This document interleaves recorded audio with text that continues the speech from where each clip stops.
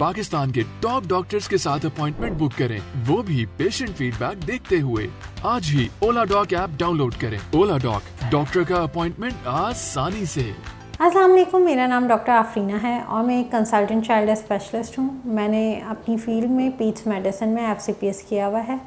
मैं नॉर्थ नाज़िमाबाद और FP area के मुख्तलिफ हॉस्पिटल्स में प्रैक्टिस करती हूँ। इसके अलावा मैं ओला डॉक के थ्रू ऑनलाइन कंसल्टेशन भी करती हूँ। अगर आप मुझे इससे कंसल्ट करना चाहते हैं तो आप मुझे फ़िज़िकली विज़िट भी कर सकते हैं और ऑनलाइन कंसल्टेशन भी ले सकते हैं। आज का हमारा टॉपिक है बच्चों में एलर्जीज़ और एज़मा यानी कि दमा। दमा क्या होता है? दमा बेसिकली लंग एयरवेज़ का एक डिसऑर्डर है, यानी फेफड़ों की जो नालियाँ होती हैं उसका एक मर्ज़ है जिसमें उनकी सोजिश हो जाती है। डिफरेंट जो एलर्जेंस हैं उनसे उनकी हाइपर रिस्पॉन्सिवनेस होती है, जिसकी वजह से सांस की नालियाँ जो होती हैं सोजिश की वजह से बंद हो जाती हैं और बच्चों को सांस लेने में बहुत दुश्वारी होती है। इसकी अलामात में ये होता है कि बच्चे को काफ़ी अरसे से खांसी चल रही होती है और ये खांसी रात में सोते हुए ज़्यादा बढ़ जाती है। कभी कभी रात में सोते हुए सांस बंद हो जाती है। अक्सर पेरेंट्स आके कहते हैं कि बच्चे के जो है वो सीने से सीटियों की आवाज़ आ रही है, या जिसे हम वीजिंग भी कहते हैं। इसके अलावा बड़ा बच्चा होता है तो वो कहता है कि उसको चेस्ट टाइटनेस हो रही है। तो ये डिफरेंट सिम्टम्स होते हैं जिसके साथ एज़मा के पेशेंट्स हमें प्रेजेंट करते हैं। कभी कभी ऐसा होता है एज़मा के साथ हमें दूसरी एलर्जीज़ भी मिल रही होती हैं, लाइक साइनोसाइटिस होता है, नाक बार बार बंद होती है, राइनाइटिस होता है, आँखों की एलर्जी होती है, कंजक्टिवाइटिस होता है और स्किन एलर्जी भी होती है। तो ये सारी एलर्जीज़ एज़मा के साथ भी प्रेजेंट कर सकती हैं। एज़मा में 80 to 90% जो हमें हिस्ट्री मिलती है वो पेरेंटल हिस्ट्री मिलती है या फैमिली हिस्ट्री मिलती है कि फैमिली में किसी ना किसी को एज़मा प्रेजेंट होता है और फिर बच्चे भी इसी सिम्टम्स के साथ बार बार आ रहे होते हैं। वो चीज़ें जिनसे एज़मा की एलर्जी होती है उसमें कुछ सरे फहरिस्त हैं, जिसमें सबसे पहले तो स्मोक है। बंदा या तो ख़ुद स्मोक कर रहा हो या इवन घर में कोई भी स्मोकिंग कर रहा हो, वो एज़मा के अटैक को एग्रवेट कर सकती है, एज़मा करा सकती है।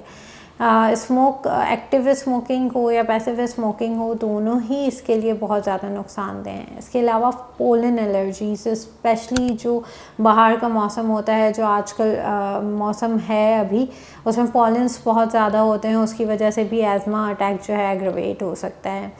थर्डली जो डस्ट होती है उससे भी एग्रवेट हो सकता है। कुछ वायरल इलनेस या वायरल इन्फेक्शंस होते हैं जिसकी वजह से नज़ला, खांसी, ज़ुकाम होते हैं और फिर वो एग्रवेट होकर एज़मा अटैक की सूरत ले सकते हैं। फैमिली हिस्ट्री बहुत ज़्यादा इम्पॉर्टेंट है कि फैमिली हिस्ट्री भी आपको मिलेगी कि घर में किसी ना किसी को एज़मा होता है घर में। इसके अलावा अगर कोई पेट्स हैं, परिंदे हैं, कोई कैट्स हैं, डॉग्स हैं जिनके फर हैं या हेयरी हैं, तो उनकी भी घर पे बेडिंग्स पे, कर्टन्स पे या कारपेट्स पे फर जो है वो आ जाता है और वो जब बच्चा इनहेल करता है तो वो भी एज़मा का अटैक जो है एग्रवेट कर सकता है। ये तो कुछ आउटडोर एलर्जेंस थे। इसके अलावा इनडोर एलर्जेंस भी होते हैं, लाइक कॉकरोचेस हैं या डस्ट माइट, एक कीड़ा होता है, उसकी वजह से भी हो सकता है। ऐसी जगहों पे जहाँ पे बहुत ज़्यादा पुराने कारपेट्स हों, पुराने कर्टन्स हों, प्रॉपर जो है सफाई सुथराई ना हो, तो वहाँ पर जब पेशेंट्स रहते हैं और उनको एज़मा की एलर्जी होती है या कोई भी एलर्जी होती है, फैमिली हिस्ट्री भी होती है, तो उनमें भी एज़मा का अटैक जो है वो हो सकता है। और बहुत रेयरली है कि किसी खाने पीने की चीज़ से भी एलर्जीज़ हों। एज़मा का जो डायग्नोसिस है बेसिकली वो एक क्लिनिकल डायग्नोसिस है जो कि एक डॉक्टर डायग्नोसिस बनाता है। इसके लिए बहुत कम टेस्ट होते हैं या टेस्ट की बेसिकली नीड नहीं होती। फिर भी जो कुछ टेस्ट होते हैं जो सपोर्टिव आपके होते हैं, उसमें एक तो स्पायरोमेट्री होती है जो हम छोटे बच्चों में नहीं करा सकते, 6 साल के बाद ही बच्चों में कराते हैं। उससे हमें एक तो पता चल जाता है कि लंग्स कितने ज़्यादा वर्किंग हैं और किस सिवियरिटी का एज़मा है। सेकेंडली एक IgE लेवल्स होते हैं, उससे हमें पता चलता है कि कितनी ज़्यादा एलर्जी है बच्चे में। और एक CBC का टेस्ट कराते हैं जिसमें हम ईज़नोफिल काउंट्स देखते हैं बच्चे की एलर्जी देखने के लिए, एलर्जी लेवल देखने के लिए। एज़मा की भी डिफरेंट क्लासिफिकेशन होती है, एक होता है इंटरमिटेंट और एक होता है परसिस्टेंट। उसमें भी फिर ग्रेड्स होते हैं, माइल्ड है, मॉडरेट है, सीवियर है। तो वो एक डॉक्टर ही डायग्नोस करके बताता है कि कौन से ग्रेड का जो है वो एज़मा है, डिपेंडिंग ऑन द सिम्टम्स कि क्या सिम्टम्स हैं, कितनी दफ़ा एज़मा का अटैक हो रहा है, बच्चा कितनी दफ़ा रात में नींद से उठ रहा है क्योंकि उसको सांस नहीं आ रही। इन सब सिवियरिटीज़ के ऊपर ही डिपेंड करता है कि कौन सी किस्म है, कितनी ग्रेड का है और फिर उसका क्या ट्रीटमेंट होगा। बेसिकली जो अस्थमा का ट्रीटमेंट होता है वो इन्हेलर्स होते हैं। बच्चों में इन्हेलर्स जो है बच्चों के लिए लेना बहुत मुश्किल होते हैं, तो उनको इन्हेलर के साथ एक डिवाइस होती है जिसको हम स्पेसर डिवाइस कहते हैं, उसकी मदद से इन्हेलर्स दिए जाते हैं। और वो डिफरेंट कैटेगरीज़ होती हैं, डिफरेंट मेडिकेशंस होती हैं उसमें, वो according to the patient stage कौन सी है और कितना ट्रीटमेंट क्या है, उसी पे ही हम पेशेंट को ट्रीटमेंट दे रहे होते हैं। बहुत सारे लोग डरते हैं और इन्हेलर का नाम सुनते ही बिल्कुल मना कर देते हैं कि हमें इन्हेलर यूज़ नहीं करना, बिकॉज़ जो है बच्चे को इन्हेलर की आदत पड़ जाएगी। ऐसा कुछ भी नहीं होता है, इन्हेलर ही जो है एज़मा का ट्रीटमेंट है। अगर इन्हेलर नहीं देंगे तो एज़मा का ट्रीटमेंट नहीं होगा और बार बार जो है बच्चा एक्सासिब्रेशन या फिर एज़मा अटैक में जाएगा, और जो कि उसके लिए ज़्यादा ख़तरनाक है और जानलेवा भी हो सकता है। और जब एज़मा का अटैक होता है तो हमें स्टीरॉइड्स ओरली देने पड़ते हैं, यानी सिस्टमेटिक स्टीरॉइड्स देने पड़ते हैं जो ज़्यादा ख़तरनाक हैं। इन्हेलर की जो दवा है वो डायरेक्ट फेफड़ों में जाती है और बहुत लो डोज दी जाती है जिसके इतने ज़्यादा नुकसानात नहीं होते।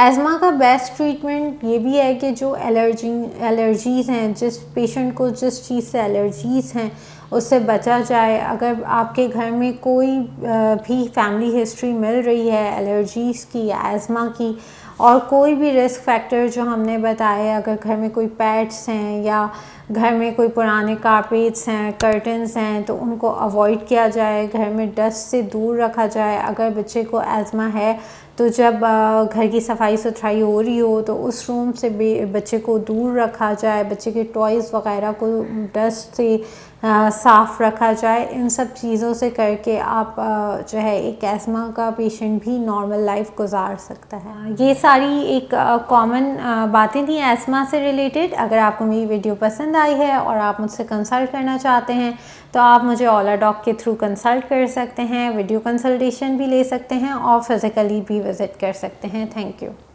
पाकिस्तान के टॉप डॉक्टर्स के साथ अपॉइंटमेंट बुक करें, वो भी पेशेंट फीडबैक देखते हुए। लाखों लोगों की तरह पाकिस्तान के सबसे बड़े डॉक्टर नेटवर्क का फायदा उठाएं और आज ही ओला डॉक ऐप डाउनलोड करें। ओला डॉक, डॉक्टर का अपॉइंटमेंट आसानी से।